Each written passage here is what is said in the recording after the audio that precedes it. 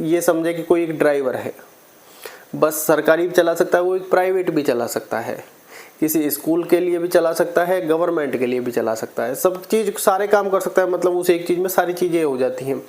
अब एक व्यक्ति उस फल को ही नहीं पकड़ रहा कि सरकारी मिली तो ठीक, नहीं तो प्राइवेट अपनी जिंदाबाद, उस व्यक्ति की सरकारी जॉब लग जाती है, क्योंकि उसने वो पकड़ा ही नहीं, पकड़ा नहीं तो वो उसके पास खिंचा चला आया। ऐसा लाइफ में एग्जाम्पल्स है। एक व्यक्ति किसी चीज़ को पकड़ कर बैठा है तो वो पकड़, जितना उसको पकड़ेगा उतना वो चीज़ें उससे दूर चल जाएगी। क्यों? क्योंकि जो चीज़ आपके अधिकार क्षेत्र में नहीं है, फल आपके अधिकार क्षेत्र में है ही नहीं, आप उसको पकड़ने भाग रहे हैं तो वो दूर ही भागेगा। ये बात आप ध्यान रखें। और फल के प्रति जितनी आप आसक्ति बढ़ाओगे उतना आपसे वो दूर जाता चल जाएगा। तो आपको इन द सेंस, क्योंकि फल के प्रति आसक्ति ही हमें जीवन में असंतोष, अशांति, दुखी, मतलब हर प्रकार से परेशान ही कर रही है। और हमारे माइंड में जो आज अशांति है, खुशी जीवन में है ही नहीं।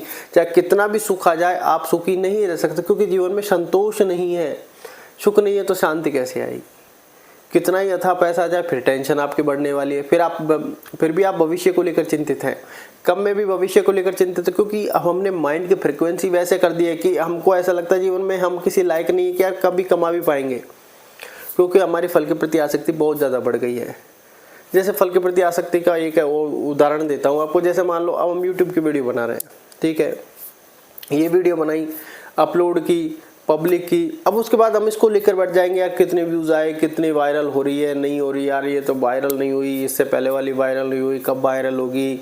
एक वीडियो बनाए, फिर वीडियो बनाने का मन ही नहीं करेगा, और या फिर ऐसे करेंगे घास से कटने लग जाएगी कि यार अब बनाई फिर देखेंगे 10 दिन बाद, अब बनाई फिर 10 दिन बाद देखेंगे। उसका एक अलग रेस्पॉन्स है कि आपने पहले से क्या फिक्स कर रखा है।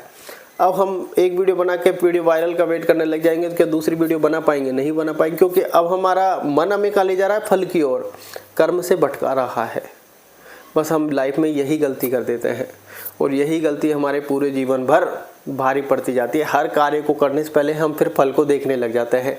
कोई भी अच्छा कार्य फिर हम कर ही नहीं पाते। और कर्म योग यही कहता है कि तुम्हारा कर्म करना है, फल छोड़ दो, दुख सुख सब कुछ छोड़ दो, लाभ हानि भी छोड़ दो, तुम कर्म करते आगे बढ़ते जाओ कि इतना अथाह मिलेगा उसके बाद कि तुमने कभी फल को चाहा ही नहीं है। तुमने हमेशा मानवता दिखाई है, तुमने हमेशा समाज के हित में बहुत सारी चीज़ों को अपने कर्म योग के सिद्धांत पर आगे बढ़ाया है, और फल के प्रति कभी आसक्ति नहीं रखी कि ये फल चाहिए या फिर ये फल मिलेगा मैं ये कर्म करूंगा, या ये कर्म के बाद मुझे ये फल चाहिए ही चाहिए। बहुत सी बार उससे अधिक मिल जाता है, बहुत सी बार उससे कम मिल जाता है, तो आपको स्वीकार करना भी आना चाहिए। इसलिए फल के प्रति आसक्ति छोड़ने का प्रयास करें, क्योंकि फल के प्रति आसक्ति हमें जीवन में अशांति, असंतुष्टि ला रही है। इसलिए जीवन में मेडिटेशन, ध्यान, व्यायाम, प्राणायाम, योगा जरूर करें, क्योंकि ये हमारे माइंड को एक संतुलित करती है, स्थिर करती है, और उस रास्ते से हटाकर अच्छे रास्ते की ओर धकेलती है, जहाँ पर हमको फल के प्रति चाहत उतनी नहीं होती और फल हमारे पास खिंचा चला आता है।